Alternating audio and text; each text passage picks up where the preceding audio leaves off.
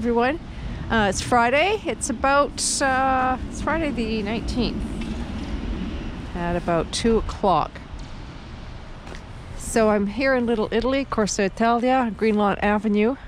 My last video concluded just further west on St. Clair. And I did mention in my last video that I want to walk down one of these little side streets to show the cute homes that are in Little Italy.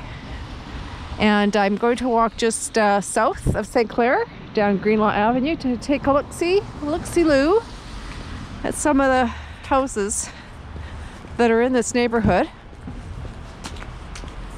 So this will be a short little video because I forgot to include it in my last video, which I had intended to do. So here we're going to have a look.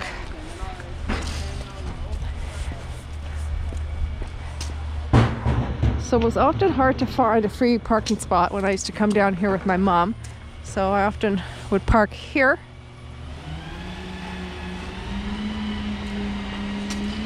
So, looking for a free parking spot off of St. Clair, particularly off of St.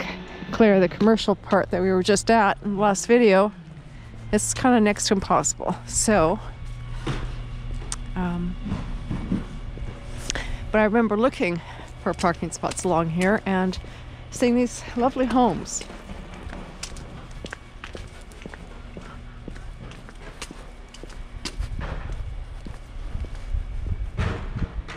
That's got to be a Roman Catholic home across the street there. The occupants must be Roman Catholic. There's a statue of the Virgin Mary.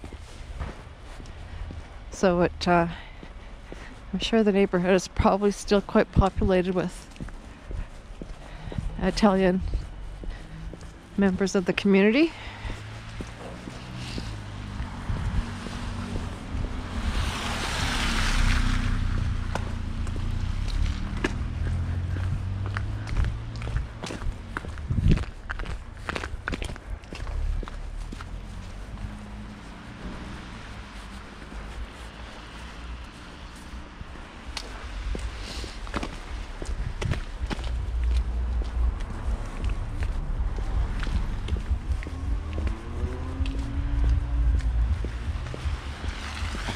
So what was once a corner store right across the street there looks like it is closed up.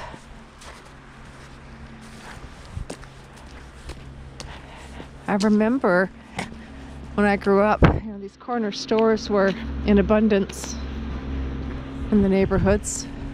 We used to always, as kids, go and buy candy at these little corner shops. I wonder if this shop is closed because of COVID.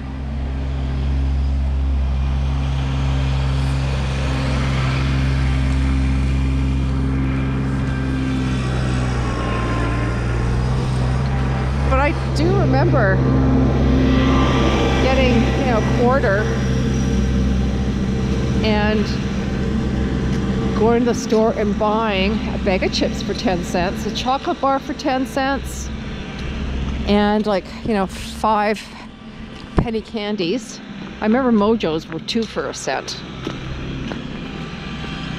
And that was a big deal. That was such a big deal and such a treat to get a quarter. I didn't often buy potato chips. I used to always buy cheesies. And I still love those cheesies today. And still love potato chips today.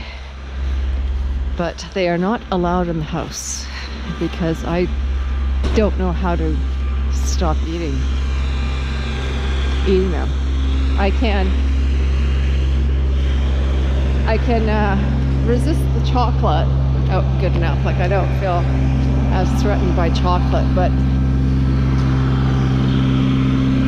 I certainly do with potato chips and cheesies. That kind of food, I cannot say no to. It's like French fries.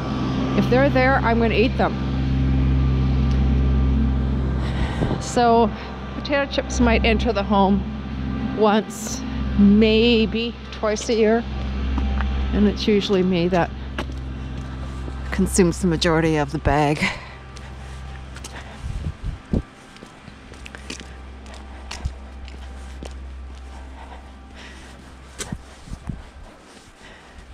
Except, actually, I will fess up and say that Super Bowl weekend, my husband normally would go to a friend's house and watch the Super Bowl, and he would always bring chips and dip and make a carrot cake. And but this year, of course, that wasn't to be. So what he did do was he bought 2 big bags of potato chips and chip dip, and one of those bags was for me, and I ate the whole thing. I remember walking in the door, and as I was coming home, before walking in the door, I was anticipating, is he home yet with the potato chips? So as soon as I walked in the door, hello barely came out of my mouth, and the next thing, in a clear voice, said, did you bring potato chips home? And yeah, he did. Anyhow, I took that bag of potato chips and the chip dip and planted myself down in front of a movie and consumed that whole bag. Did not stop. Yeah, no, it didn't take a break. No, it just ate the whole thing. Yeah, that's what I did. And no, I am not proud. And the good thing is, though, I don't have the craving.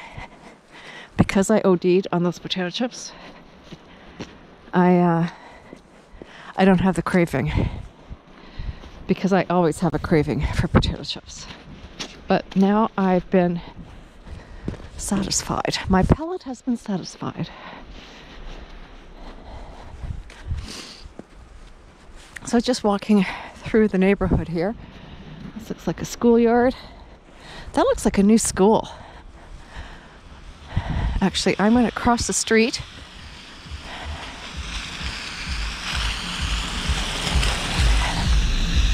Let's see what the name of that school is, or in fact it is a school. I suspect it is. But see how lovely this neighborhood is? Like, it's peaceful. It's quiet. I mean, you can see a lot of cars parked here, but looks like many of them might belong to the residents on the street. But I like this big open schoolyard and the houses across the way. I think it'd be a tight community, tight neighborhood here. Because all the kids would be, particularly on this side of the street, all the kids would be running across to play in that playground.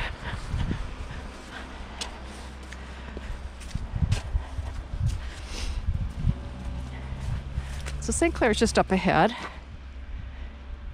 It came from that direction. It's looking west.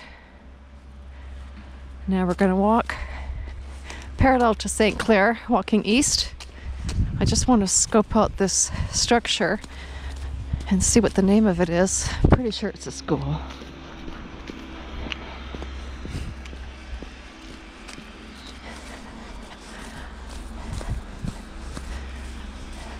Yeah, so the sweets can last in my house. I mean, I certainly enjoy them, but I don't kind of go crazy. But potato chips, I go crazy. And French fries, French fries, yeah.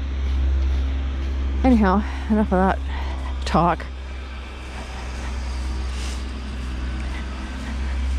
It is so calm out, like there's nothing, no breeze, none whatsoever.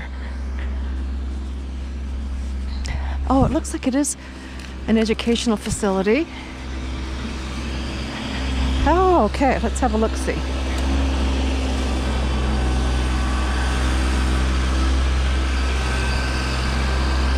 Huh.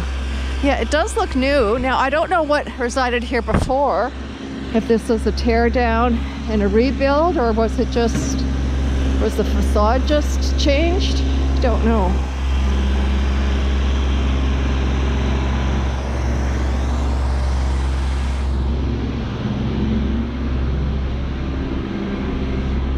So this is the Loreto College School educating women. And here it says Health and Wellness Specialist High Skills Major. Okay. Huh.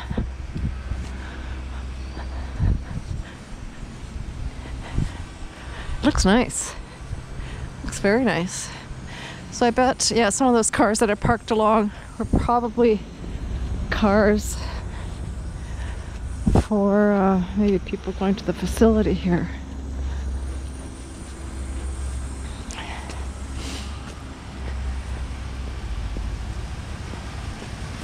Yeah, school buses here, looks like, to pick up kidlets.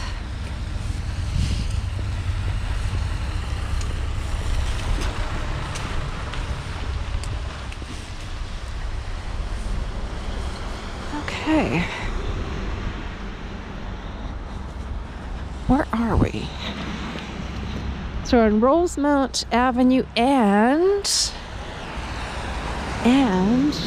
what street? Oh, Dufferin. Rosemount and Dufferin. It's looking south on Dufferin. And here we are looking north. All right, folks. Thank you again for joining me in this little brief video looking at some of the homes in Corso Italia. Thank you for joining me. Hope you consider subscribing to Boomer Girl Walking, and if you would consider smashing that like box, that'd be much appreciated. Thanks very much. Bye for now. Have a great weekend.